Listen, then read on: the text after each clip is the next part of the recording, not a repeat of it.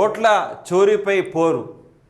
కాంగ్రెస్ ప్రభుత్వం హైకమాండ్ మాత్రం ఢిల్లీలో రాహుల్ గాంధీ ఆధ్వర్యంలో ఈ ఓట్ల చోరీపైన దాదాపుగా విపరీతమైన పోరాటం చేసిందని మనం చెప్పుకోవచ్చు.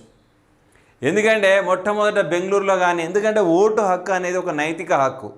ఎవరైనా ఏ వ్యక్తి అయినా సరే ఒక ప్రాంతంలో ఓటు హక్కు వినియోగించుకుంటే వేరే ప్రాంతంలో ఓటు హక్కు వినియోగించుకునే అవసరం ఉండకూడదు. అవసరం కాదు, అది చట్టరీత్యా నేరం. అది ఒక మనిషికి ఒకే ఓటు, అది రాజ్యాంగబద్ధంగా కల్పించింది ఓటు హక్కు అనేది ఒకటే.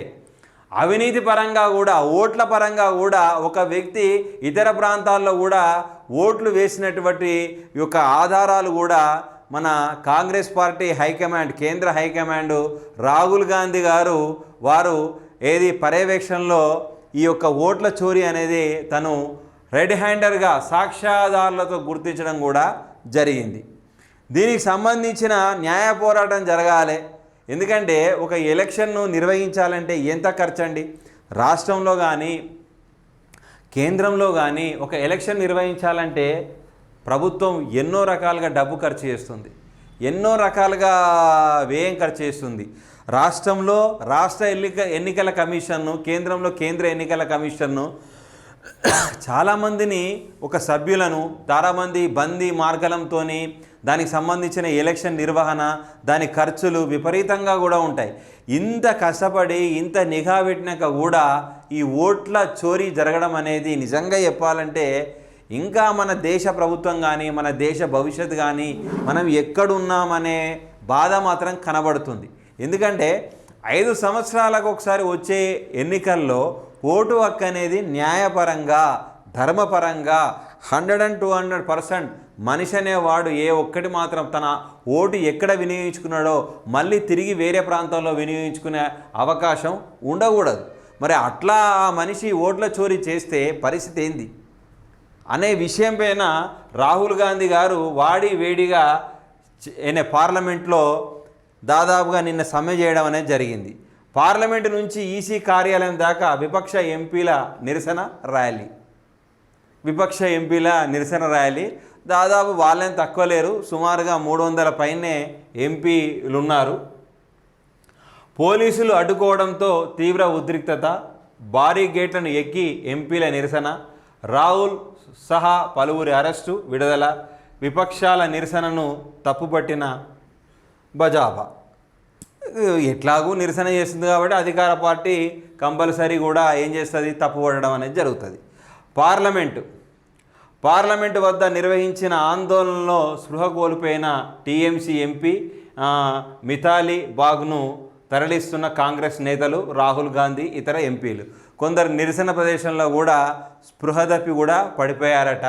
వాళ్ళను తక్షణమే హాస్పిటల్కు సంప్రదించి మళ్ళీ వాళ్ళ ఆరోగ్యాన్ని మెరుగుపరిచే ప్రయత్నంలో కూడా రాహుల్ గాంధీ సహకరించారని చెప్పాడు. ఇక్కడ చెప్పాడు రాజు. మన ఈ యొక్క పాయింట్లో రాహుల్ గాంధీ గారు ఏం మాట్లాడారో ఒకసారి చూద్దాం మనం. ఇది రాజకీయ పోరాటం కాదు, రాజ్యాంగాన్ని రక్షించే యుద్ధం. ఒక వ్యక్తికి ఒక ఓటు కోసం పోరాటం. మాకు క్లీన్గా, స్వచ్ఛంగా ఉండే ఓటర్ జాబితా కావాలి. వారు ఈసీ దేశం ఎదుట నిజం మాట్లాడడం లేదు. ఓట్లు చోరీకి సంబంధించిన ఆధారాలు ఈసీ వెబ్సైట్ నుంచే తీసుకున్నాం అని చెప్తున్నాడు. ఇక్కడ ఏమంటున్నాడు ఆయన, ఇది రాజకీయ పోరాటం కాదు, రాజ్యాంగాన్ని రక్షించే యుద్ధం అని చెప్పేసి రాహుల్ గాంధీ గారు కుండ బద్దలు కొట్టి చెప్పారు. ఒక వ్యక్తికి ఒక ఓటు కోసం పోరాటం, మాకు క్లీన్గా, స్వచ్ఛందంగా ఉండే ఓటర్ జాబితా కావాలి అని చెప్పేసి చెప్పడం అనేది జరుగుతుంది. ఇంకా ఈ వార్తను బ్రీఫ్గా మన పేజీ నెంబర్ 2లో చూసినట్టయితే, చూసినట్టయితే దాదాపుగా వీళ్ళు నిన్న పోలీసులు అడ్డుకోవడంతో భారీ గేట్లు ఎక్కి ఆందోళన చేస్తున్న టీఎంసీ ఎంపీలు స్మితాదేవ్, మహువా మొయిత్రా, ఆందోళన స్పృహ కోల్పోయిన మహువా మొయిత్రాకు సపర్యలు చేస్తున్న రాహుల్ గాంధీ, ఇతర ఎంపీలు.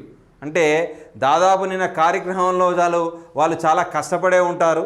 వాళ్ళు అన్నం తిన్నారో తినలేదో మొత్తానికైతే చాలామంది మహిళలు అయితే స్పృహ కోల్పోయారు. అంటే వాళ్ళు సోయి లేకుండా పడిపోయారు. తక్షణమే అతడు ప్రథమ చికిత్స కూడా రాహుల్ గాంధీ చేస్తున్నట్టుగా మనకి ఇక్కడ కనిపిస్తుంది. దీని సమగ్రంగా మనం కొద్దిగా బ్రీఫ్గా పరిశీలించినట్టయితే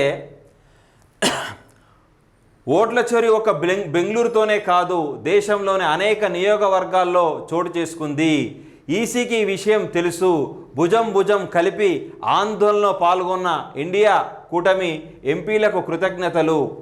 ఓట్ల చోరీపై భారీ ప్రజా ఉద్యమం ప్రారంభమైంది అని చెప్పేసి నిన్న సంతోషపడ్డాడు. అందరూ దాదాపు పాల్గొన్నటువంటి ఓట్ల చోరీ సంబంధించిన ఉద్యమంలో పాల్గొన్న ప్రతి వ్యక్తిని కూడా రాహుల్ గాంధీ మనస్ఫూర్తిగా వాళ్ళని అభినందించారు. ఈ యుద్ధం ప్రారంభమైంది. వచ్చే ఎలక్షన్లలో మళ్ళీ ఓట్ల చోరీ జరగకుండా మనం పునాదులు వేద్దామని చెప్పడం జరిగింది. ఓట్ల చోరీ భారీ ప్రజా ఉద్యమం ప్రారంభమైంది. గడిచిన 24 గంటల్లో 15 లక్షల మంది మద్దతుగా ధృవీకరణ పత్రాలను డౌన్లోడ్ చేసుకున్నారు. 10 లక్షల మిస్డ్ కాల్స్ వచ్చాయి. ఇది ప్రస్తుతం భారత ప్రజాస్వామ్యం తీరు. మా ప్రచారం ద్వారా అణచివేతకు గురైన గొంతుకలు తమ గళాన్ని వినిపిస్తున్నాయి. దాదాపుగా మా యొక్క గొంతు వల్ల రాబోయే కాలంలో కూడా ఎలక్షన్ల నిర్వహణైనా ఓట్ల చోరీ జరగకుండా ఉంటుందని ఆశాభావం రాహుల్ గాంధీ వ్యక్తం చేశారు. ప్రజల హక్కులను కాపాడడానికి ఎస్ఐఆర్ ఓట్ల చోరీపై నిరసనకు దిగాం.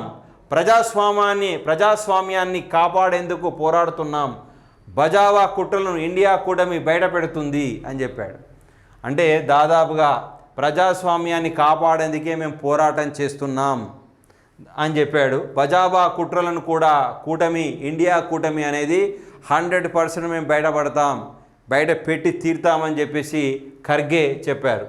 రాహుల్ గాంధీ చేసిన ఆరోపణలకు ఈసీ సమాధానం ఇవ్వాలని, అలా కాకుండా ఆయనపై ఎదురుదాడి దిగుతుంది, మాకు సమాధానాలు కావాలని దాడులొద్దని శశిధర్ కాంగ్రెస్ ఎంపీ. ఈ విధంగా పలు వ్యక్తులు కూడా దాదాపుగా ఈ ఓటరు సంబంధించినటువంటి ఉద్యమంలో పాల్గొని వారి అభిప్రాయాలను వారు చెప్పడం అనేది జరిగింది. రాజ్యాంగబద్ధంగా ఓటు చోరీ అనేది జరగకూడదు. ధర్మబద్ధంగా మనిషికి ఒకటే ఓటు, ఆ ఓటు హక్కు అతడు ఎక్కడైతే నిర్వహించుకుంటాడో అది అందరితోని పూర్తి కావాల్సింది. అలా కాకుండా కేంద్ర ప్రతిపక్షంలో ఉన్న కాంగ్రెస్ పార్టీ ఇండియా కూటమికి ఒక అనుమానం వచ్చింది.